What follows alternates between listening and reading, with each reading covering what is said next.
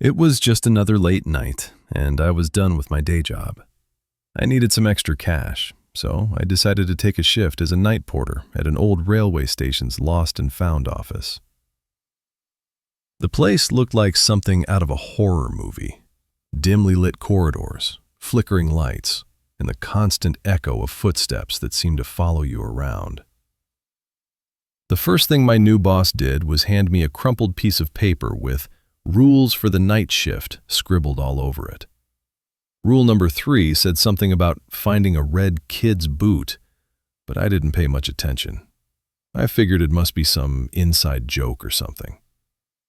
But then he emphasized, "Remember, if you find the boot and hear anything weird, just don't touch it." And he left me with that ominous warning. The clock on the wall was ticking, but my mind started to drift. I could almost picture myself as a ghost story protagonist, right? Anyway, the first few hours passed in a haze of boredom and sleepiness.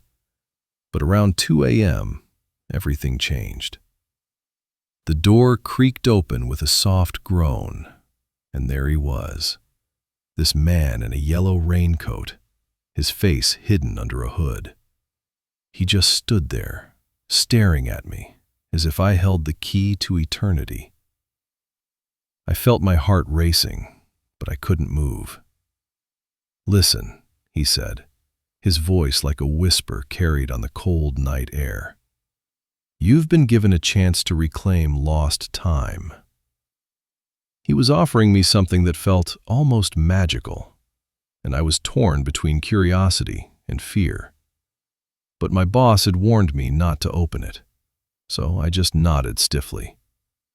The man in yellow turned around and left, the door closing behind him with a dull thud.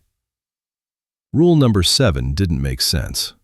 There was no reason anyone would be breaking into the lost and found at this hour. But still, something felt off. As I started to feel a bit paranoid, my eyes wandered over to the shelves where people left their umbrellas. Suddenly, one of them caught my eye.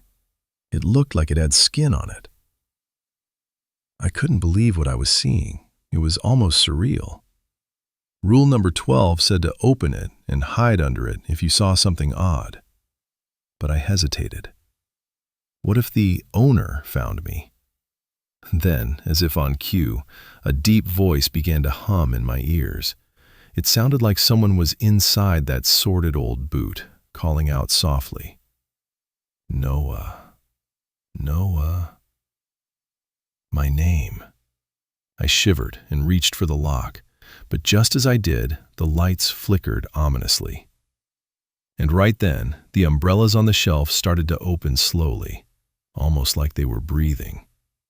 Before I could react, one of them shot out, its handle pressing against my neck with a firm grip. My vision blurred and everything went dark. When I came to, I was lying in a pile of old luggage, dazed but alive. The voice had stopped, the lights were back on, and all traces of the strange man in yellow had vanished. I couldn't shake off the feeling that this place wasn't just filled with lost belongings. It was full of secrets and spirits. I left that night with more than just a few extra dollars. I took something much more unsettling with me, something that would haunt my dreams for months to come.